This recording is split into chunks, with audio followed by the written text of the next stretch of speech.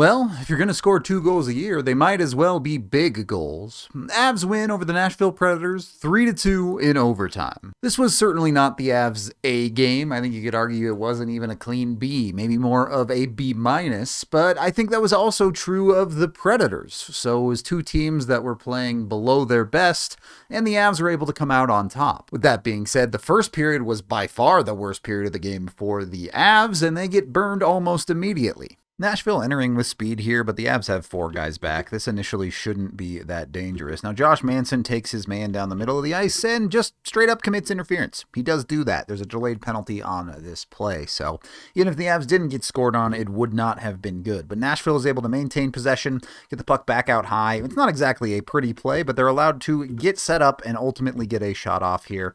And Josh Manson just does not do a good job. I see the Avs play this way a lot, but for a team that is not really optimal at blocking shots, at least not in deep with their defensemen, it's more their forwards or their out-high players that are looking to block shots, Manson just puts himself in no man's land. When this shot gets through, and when he doesn't block it, now there's a rebound that springs out.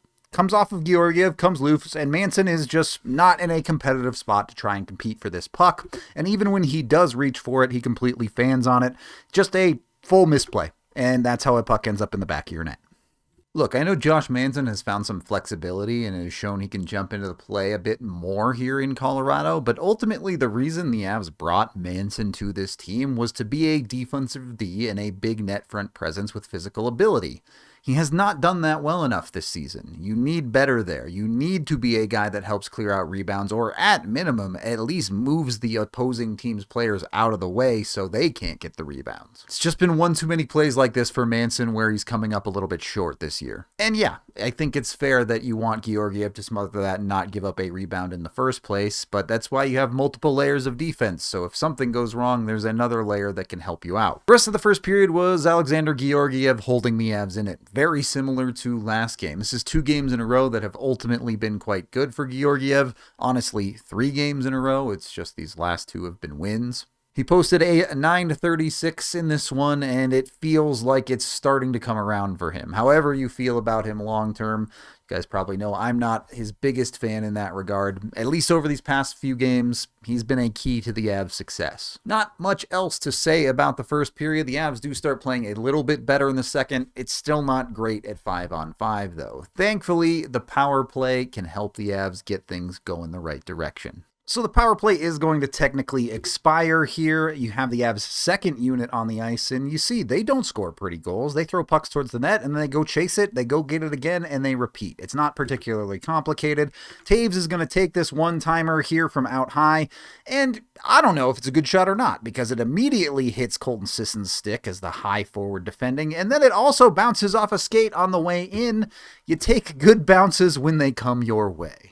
Technically not a power play goal, but essentially comes on the power play. The Avs keep doing that this year. It's starting to get a little bit weird, but this one comes through from your defense. Yes, you get some lucky bounces on that puck going into the net. But for the Avs to be successful, even once they get healthy, even once they get guys back into this lineup, their defense has to be pitching in offensively. It's the way they're built. It's the way they've found success in the past. It's what they have to do. Seeing defensemen get involved, score goals, get points, critical to the Avs' success. It's Taves finally getting his first goal of the season here. That gets the game to tied, and for the Avs to get the lead, it's so nice that the good version of the Moose is back in town. Quick breakouts are the secret sauce for the Avs' offense. Mikko's able to get a stick in there, and it comes back to Cale, who immediately gets it up to Lecky, and Lecky quickly to McKinnon, and the Avs' legs are carrying them through the neutral zone from here. McKinnon by himself gets all the way into this zone with 4 Predators back, and he turns them all towards him.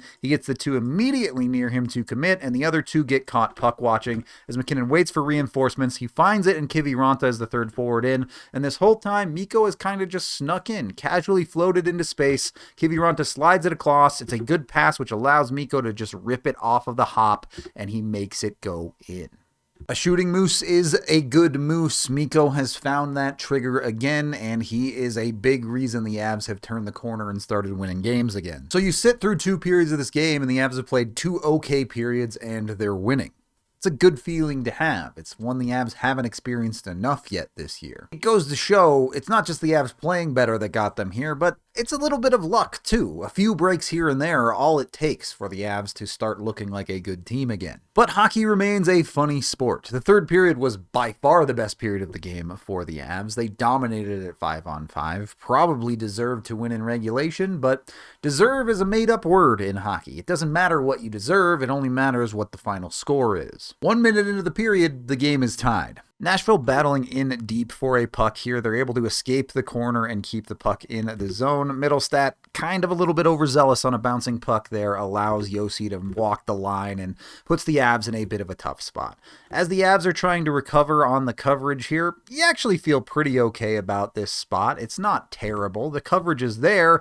It's just that the coverage falls apart at exactly the wrong moment. If you watch that back, the Avs kind of get a little discombobulated because of Middlestat out of the zone.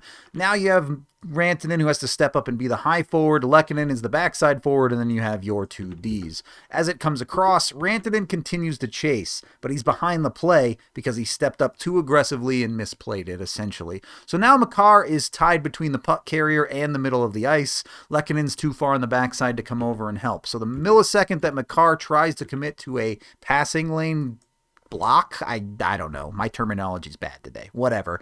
He blocks the wrong passing lane is what I'm trying to say, and Nashville takes advantage of that immediately. No chance for Georgiev. I don't know what it is about the start of periods where the Avs just seem to have issues getting started on the right foot. It's just hard to explain at times because we know the Avs are capable of better. We've seen the Avs play way better through the majority of this period.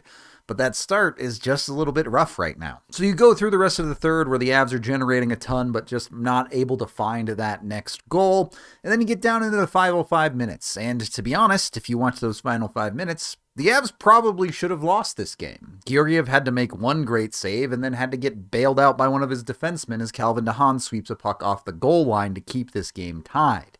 It's a back and forth game. It's two relatively even teams with how they played on the night.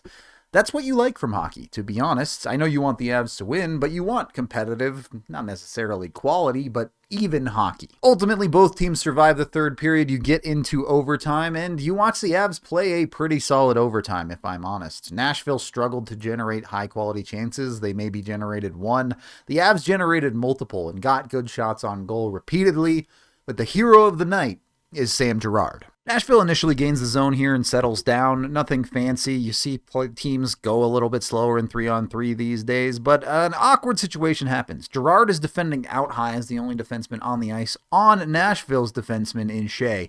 And Shea tries to turn back and kind of reset the play, and he just trips a little bit. Girard is on top of him. He recognizes he has an opportunity here, jumps the play, gets in on the puck, not only gets Shea to take a penalty, but cleanly gets the breakaway. And this is Sam Girard, not a great shooter, but that's a great shot. That goal marks the 9th point of the season for Sam Girard. He's been pretty darn great for the Avs offensively in total this year.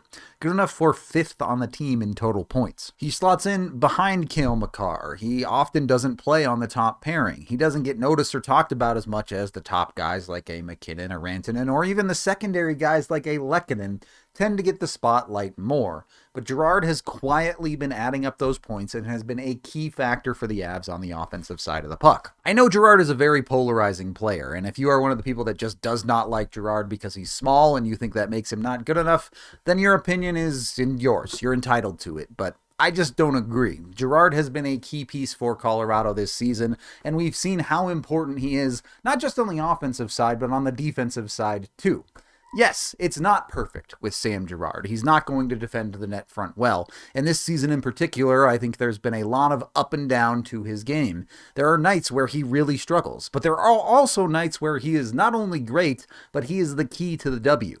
That was tonight. What was at the start of the year a conversation about Girard being a potential cap casualty for the Avs as they look to filter out their roster and find what fits best is now quickly moving away from that discussion. You're starting to look at other potential options to free up cap space because Girard has been that good for the Avs. An overtime winner in his back pocket gets the Avs back to 500. That's a nice little feather. That is the end of this game video review. Thank you for watching. I am Rudo, and I think I might be taller than Sam Girard.